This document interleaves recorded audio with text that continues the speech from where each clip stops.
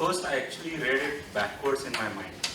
I thought it is the lessons that the Bollywood villains can draw from our managers. And I thought it's very easy. If I look at all of my managers, they have so much to teach to these villains. Except, of course, my current manager, who is a gem of a lady. Aisa कहना पड़ता है.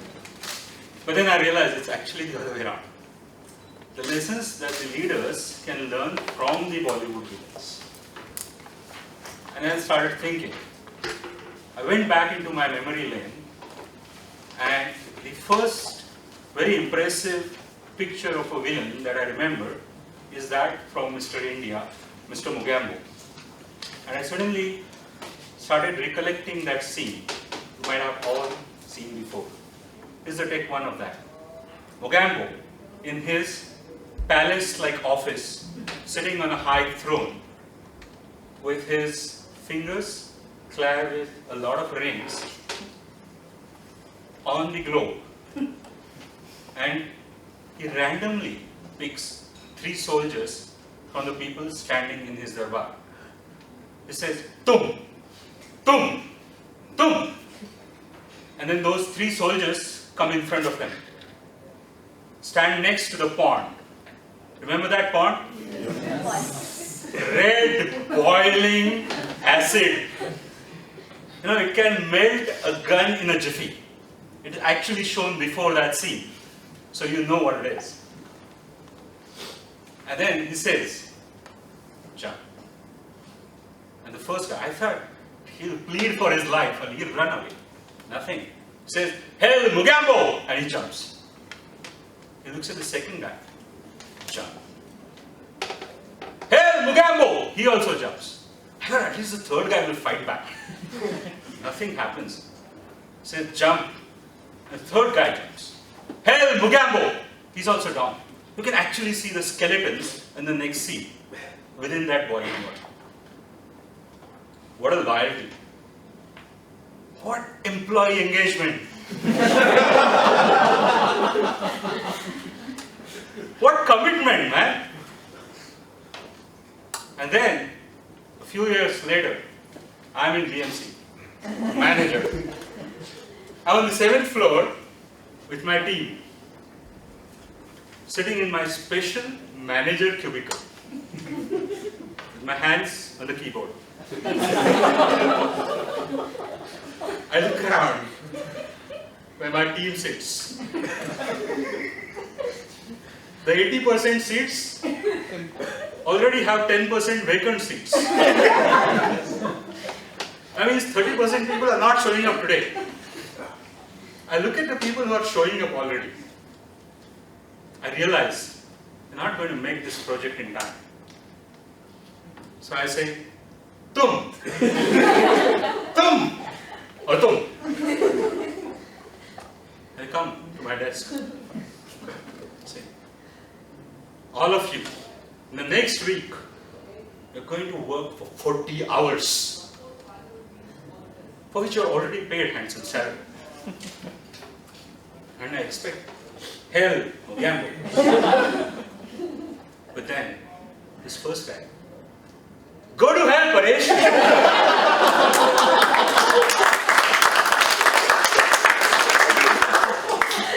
Don't you know the norm in the IT industry today? We just work for 30, 35 hours maximum. The rest of the time is ours. How can we work for 40 hours? You don't expect that from us. I have to be on the Facebook every hour. I have to update my status. I have to count my likes. How can I get time for that if I work for 40 hours every week? Now look at the second guy with some hope. This guy. "Go to hell, Paresh. I have to go to gym."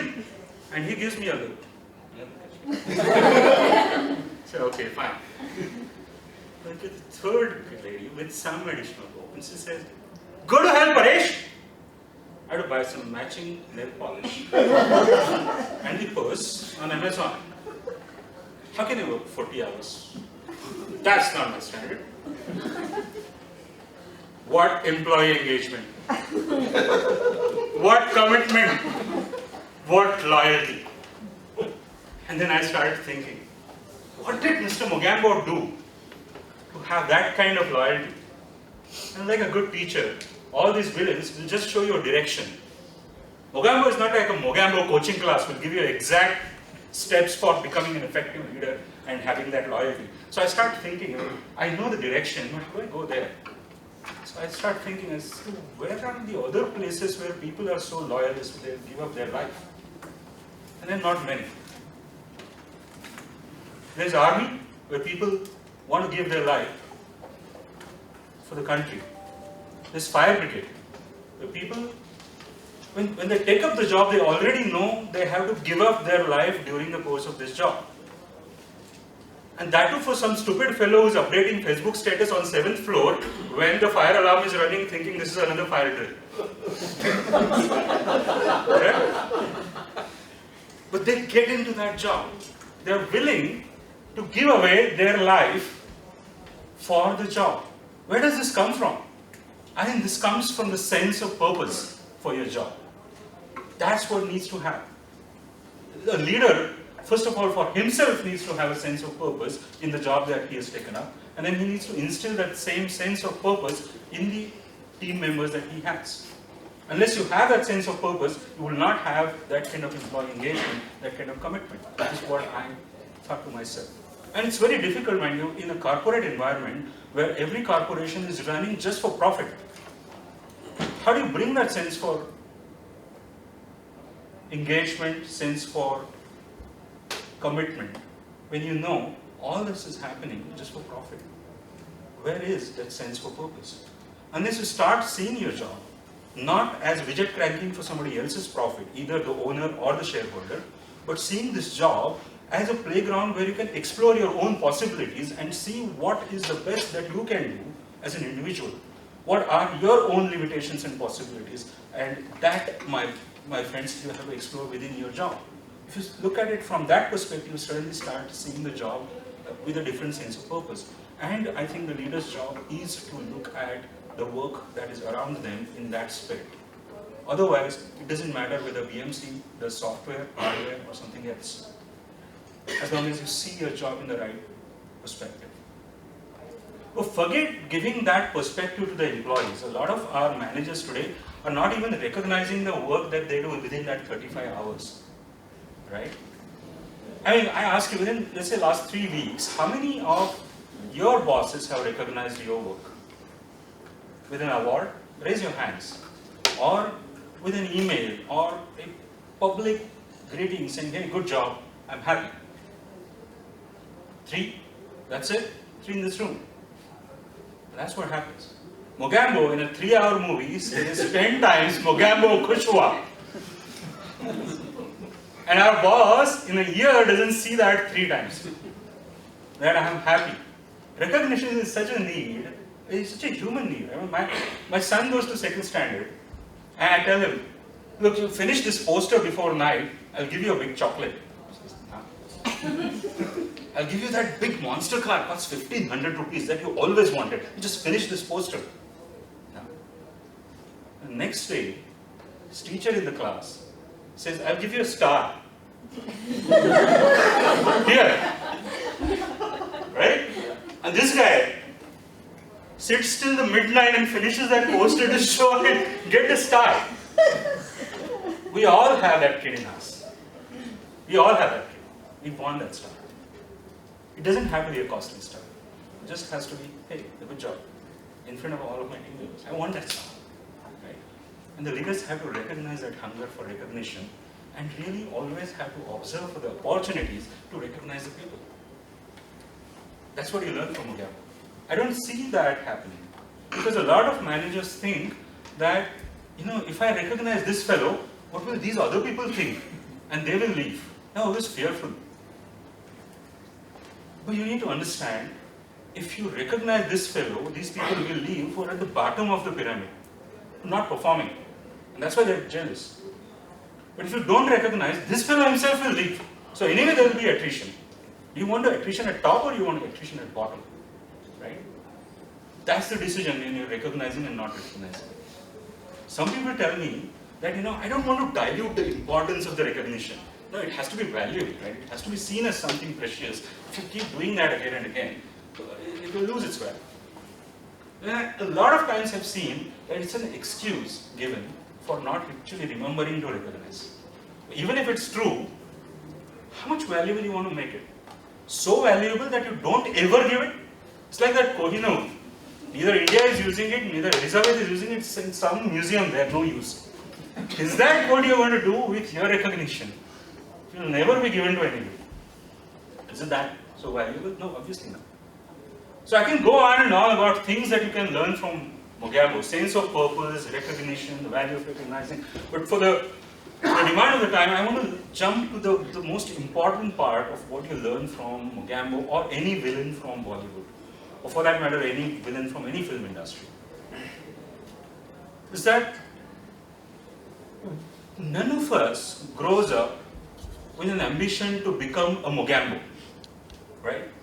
None of us grows up with an ambition to become a Gabbar Singh someday, right? We may like the acting of the actor, we may like the costume of the Mogambo, but we don't like the character of that villain. Because there's something intrinsically wrong with being a villain, right? In technical writing, we have a concept called non-example. If you have to explain a concept, you give an example and you give a non-example to clarify. For example, if I have to explain chair, I would say sofa is a non-example. It shares a lot of attributes of chair. It's like the example, but it's not. It has 4 legs, you can sit on it. It has a back to rest, but it's not a chair because sofa is made for 3 people. Chair is made for 1. So there's one distinguishing factor. And I think all the villains are non-examples of leaders. For that one distinguishing factor, that they are on the wrong side of the law. And I'm not just saying the formal legal framework, they're on the wrong side of the ethical law and the moral and spiritual law as well. So what you learn from Mogambo is not become the CEO of Satyam or Enron, right? You don't want to be that kind of leader. You become a leader only when you're not only on the right side of the legal, but you're also on the right side of moral stand and ethical stand. So don't be a villain is actually a lesson from the villains, because you might have everything else. You might have all the loyal employees who are going to jump in the acid, but you still don't succeed. Some Mr. India will come and get you because you are on the wrong side. So as a leader, you have to be on the right side. You have to do the right things. People don't follow what you say. People don't follow what you tell. People follow what you actually do. People observe what you do. If I want my people to come 40 hours and work 40 hours dedicatedly, I have to work 40 hours dedicatedly. They see me and they do it.